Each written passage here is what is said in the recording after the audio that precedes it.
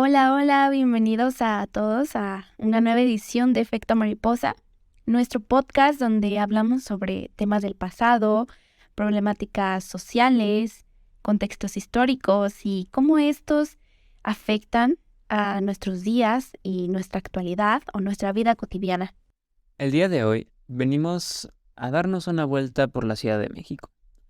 Y es que las historias que hoy contaremos tuvieron sede aquí, cercanos al centro histórico, al gran y famoso Tianguis de Tepito y cerca también del Fórum Buenavista, un complejo habitacional con una horrible y desafortunada historia que contar.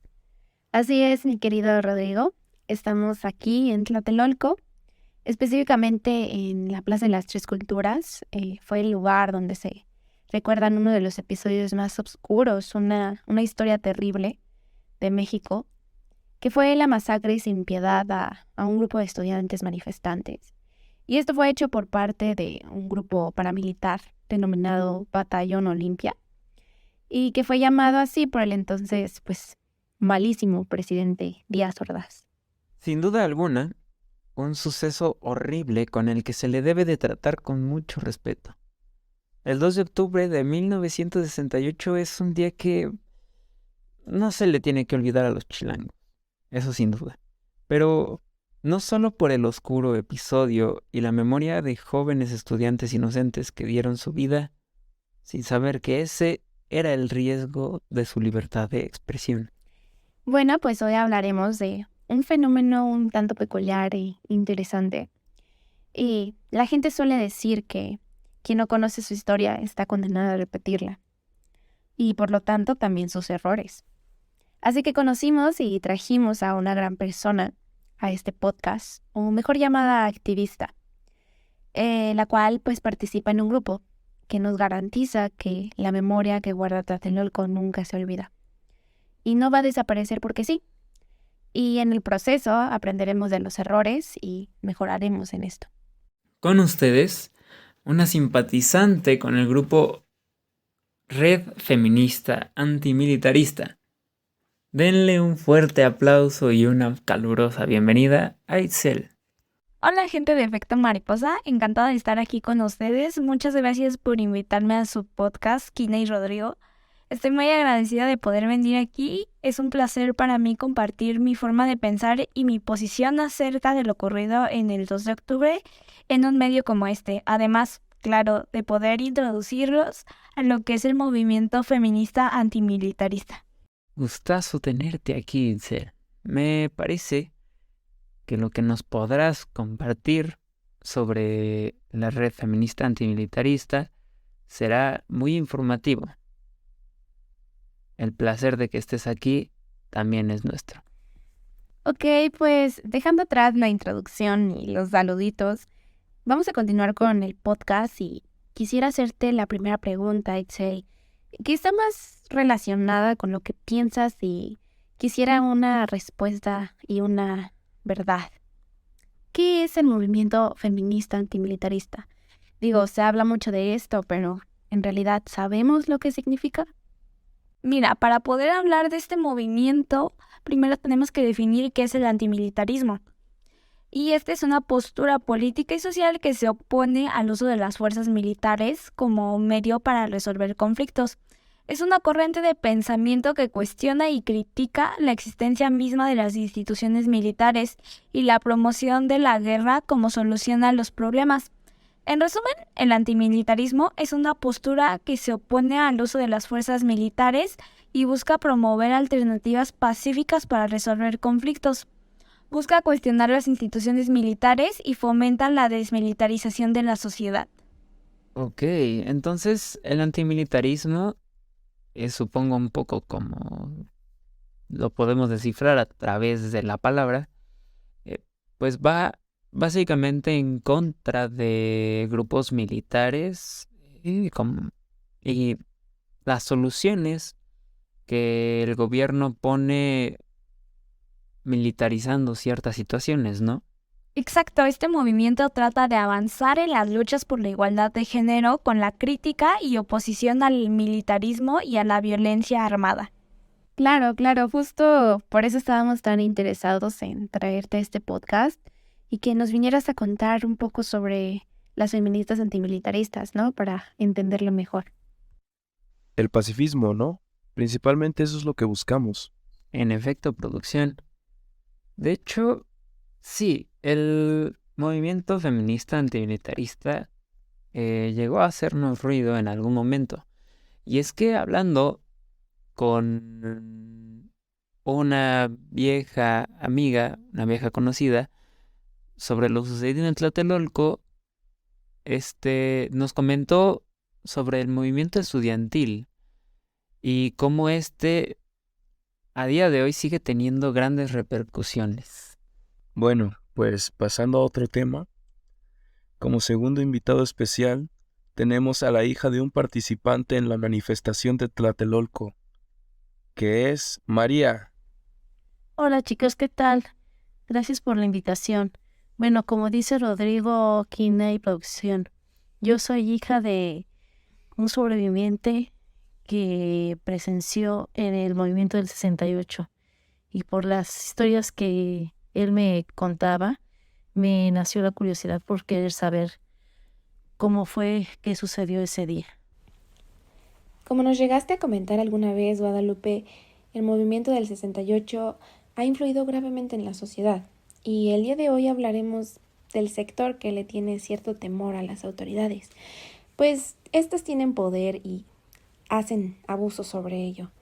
Si bien el 68 no ha sido el único caso de abuso de poder en México, pero sí es uno de los más famosos y más reconocidos en toda la historia contra estudiantes manifestantes. Sí, claro, la gente ha sido realmente afectada por tan lamentables hechos y sigue habiendo personas que tienen miedo a decir lo que piensan y a manifestarse, porque se sabe que en ese momento estaban los granaderos y los militares para salvaguardar la integridad de los manifestantes. Sin embargo, no fue así, al contrario, ellos fueron los que amedrentaron a los que se estaban manifestando, a los estudiantes. Estoy de acuerdo contigo, María. Los grupos de autoridad llegan a abusar de sus figuras de autoridad e incluso puede pasar que el gobierno dictamine una orden en contra de los manifestantes y los grupos militares tendrán que hacerlo sin cuestionar de ninguna manera. Exactamente como pasó en el movimiento del 68, cuando los estudiantes se encontraban reunidos en la Plaza de las Tres Culturas, un grupo de paramilitares que vestidos de civiles y portaban un guante blanco, abrieron fuego ante la multitud estudiantil. De hecho, ese fue un punto a tomar en cuenta en su pliego petitorio de erradicar el grupo de granaderos, ya que habían constantes abusos de poder contra los estudiantes. Bueno, sí, de hecho una de las metas de la red feminista antimilitarista es buscar luchar contra las desigualdades siempre de una manera pacífica. Pero ¿no se supone que todas las manifestaciones organizadas en la actualidad deberían ser 100% pacíficas? Es buen punto, Kina, pero hay ocasiones donde ciertos grupos de una manifestación empiezan a evocar destrucciones y la respuesta inmediata del equipo de granaderos llega a ser muy violenta. Es por eso por lo que en la red feminista antimilitarista buscan otras opciones mucho menos violentas para evitar que haya más heridos o incluso muertos peleando por una causa. Qué interesante, Itzel. Quisiéramos profundizar un poco en eso. ¿Podrías platicarnos un poco más? Bueno, aunque esta organización busca, mediante la educación y la comunicación popular, contribuir a la construcción del pensamiento crítico y a la generación de prácticas políticas colectivas para la erradicación del modelo hegemónico colonial de sexo, clase y raza. Oigan, qué interesante. Eso de lograr el cometido mediante la educación y la divulgación de su causa. Está perfecto. Iba a resaltar el mismo punto, Guadalupe. Creo que es grandioso que hayan encontrado otros caminos para poder luchar contra una situación pues tan desafortunada, ¿no? Y pues de una manera muy madura y estudiada. Yo creo que lo menos que necesitamos en este momento son heridos y debemos luchar desde una educación y pues lo que pensamos me parece genial. Podemos aprender a partir de ciertas técnicas de difusión y creo que eso es perfecto. Qué bueno que te parezca bueno porque esa es una de las principales misiones de la red, poder llegar a impactar a las personas sin una verdadera necesidad de agresiones. Así también se logran proteger de cualquier abuso de poder que intenten las autoridades. Me parece realmente grandioso que hayan podido crear nuevas estrategias para poder alzar la voz. Sí, me parece también feo que se hayan visto obligadas a buscar alternativas para poder expresarse. Y sobre todo, es feo que se vean en la necesidad de buscar estas alternativas por su propia protección, por protección a su seguridad y a su propia integridad. Bueno, para eso es la historia. Por eso es bueno saber del pasado, para poder entender lo que en su momento salió mal y poderlo modificar para no repetir las tragedias. Bueno, del movimiento del 68 todo comenzó porque al principio estudiantes tuvieron una gran pelea, ¿no? Donde tuvieron que intervenir policías. Bueno, eso es lo que se sabe. Eso es lo que quisieron que pensaran, porque de hecho, el motivo de la presencia de ganaderos en las escuelas vocacionales fue principalmente por los disturbios provocados por porros de esas escuelas. Pero los que pocos saben es que esa excusa también iban en contra de los estudiantiles manifestantes contra una gran inconformidad ante el PRI y la forma de gobierno del presidente Gustavo Díaz Ordaz. Ok, pero entonces lo que pasó en el 68 en cierta manera es diferente, ¿no? Bueno, me refiero a que el movimiento feminista actualmente es mayoritariamente social y de cierta manera la política se tiene que adaptar un poco a la forma del pensamiento del pueblo. Las leyes se modifican respecto a lo que el pueblo opina, a lo que el pueblo piensa. Y bueno, al final el pueblo ejerce su derecho a democracia, ¿no? Pero me refiero a que el movimiento feminista parece ser más un movimiento social y no tanto político. Y en el caso de los estudiantes, creo que este era más como un conflicto directamente con el gobierno. Ejerciendo también democracia, pero contra el gobierno parece difícil siendo mexicano. Bueno, incluso me atrevo a decir que han habido casos de gente que termina muriendo o desapareciendo de formas muy extrañas cuando llegaban a investigar algunos trapos sucios del gobierno o de personas con poder. Y eso ha pasado a lo largo de la historia. Es algo que lastimosamente es recurrente y a lo que incluso muchos periodistas le tienen miedo a veces. Ay, no. A ver si después de este episodio no nos desaparecen.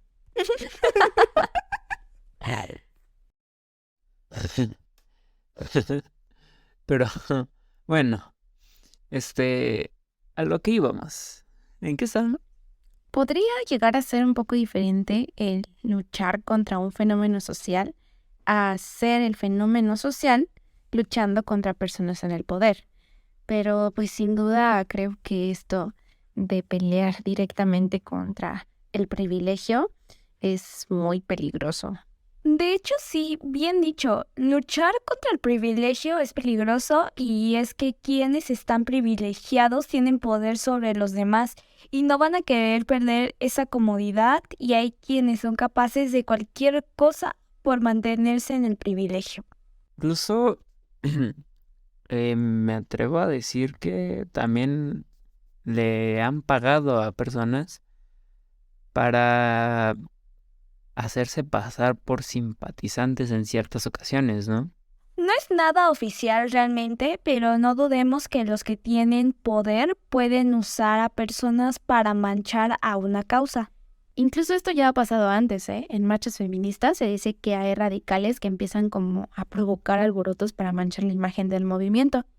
Y justo esto se llama feminismo de derecha. Me lo explicaron en una clase de filosofía aquí en CCH Naucalpan. Y esto busca desestabilizar el país y pues no es una lucha seria, poniendo en peligro la vida de aquellas con quienes supuestamente simpatiza. Bueno, yo que sí he visto de cerca los movimientos sociales, te puedo decir que sí hay quienes llegan de carreados, así se les llama, y perjudica en gran medida al movimiento. Bueno, Itzel, y otra pregunta, además de las prácticas de educación y difusión, ¿qué más se hace en la actualidad pues para avanzar en un movimiento social pacifista?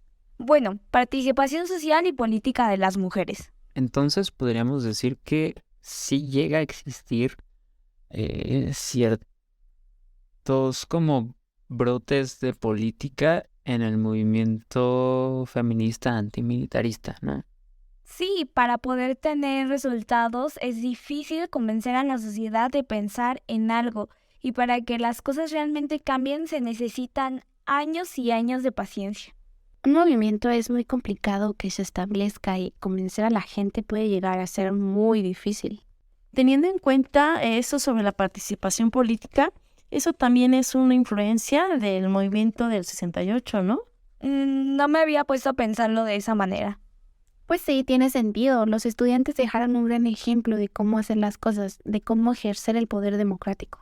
Bueno, pero ¿cómo no? Si que yo sepa, hubo un gran apoyo por parte de profesores, de grandes intelectuales, de maestros, doctores, todos ellos que llegaron a simpatizar con el movimiento estudiantil y que no solo fueron de vocacionales del Politécnico o escuelas de la UNAM, sino que diversas universidades de toda la Ciudad de México, y me atrevo a decir que incluso también del Estado de México,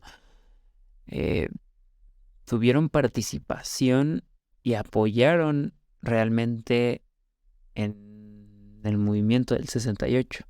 Incluso mi papá me contó sobre las reuniones secretas en las escuelas y la capacidad de organización que hubo en ese gran movimiento. Sin duda, no sabía que ellos habían puesto el ejemplo de cómo manifestarse. Qué lástima lo sucedido. Incluso en un episodio trágico tenemos mucho que aprender de aquellas historias que se cuentan en esta gran ciudad. Sin duda, cada cosa que ha pasado en la ciudad tiene una gran influencia en el futuro de esta. Sí, bueno, y es una verdadera lástima que tengamos que vivir momentos así de malos para poder comprender cómo hacer bien las cosas. Pero aprender de esos momentos es la mejor forma de darles honor. Ahora me voy de efecto mariposa con más conocimiento del porqué de las cosas y con más ganas de informarme sobre más movimientos sociales. Bueno, muchas gracias por estar con nosotros hoy, Itzel. Ha sido un verdadero gusto tenerte con nosotros en esta edición. Un verdadero gusto que nos acompañaras. No, gracias a ustedes, el gusto es mío. Muchas gracias por dejarme participar en este proyecto. Gracias a ustedes, el cometido de difusión y avanzar en el movimiento de manera pacífica se está logrando. Todo por brindarnos este pequeño espacio en su podcast. Para nosotros es todo un placer poder ayudar a causas tan nobles, aunque sea con la difusión a unas cuantas personas. Si quieren saber más sobre la Red Feminista Antimilitarista, busquen su página en Google y sigan a Itzel en sus redes. De igual manera, un gustazo, un verdadero gusto tenerte con nosotros, María. Tu conocimiento sin duda nos es muy valioso y nos ayuda a darles honor a quienes honor merecen, a quienes dieron su integridad por un mejor futuro para nosotros y para todos aquellos que estén inconformes con la sociedad y el poder de su país. Muchas gracias, María. El gusto fue mío. Y de igual manera, poder compartir conocimiento con un grupo de personas tan grande como los que los escuchan. Fue un placer para mí. Hasta luego, gracias. Bueno, amigos, esta ha sido una edición más de Efecto Mariposa. Bueno, gente de Efecto Mariposa, espero que hayan disfrutado mucho. También espero, en serio, que hayan aprendido mucho sobre el escenario manifestante en México, tanto lo que pasó como lo que está pasando en la actualidad, y también importante el por qué lo que está pasando en la actualidad tiene mucho que ver con lo que alguna vez pasó en estas tierras. Esperamos tener pronto más contenido, siempre con los temas del pasado y cómo influyen en la actualidad. Espérenos pronto. Y bueno, este fue otro Efecto Mariposa, en la historia de México. Nos vemos hasta la próxima.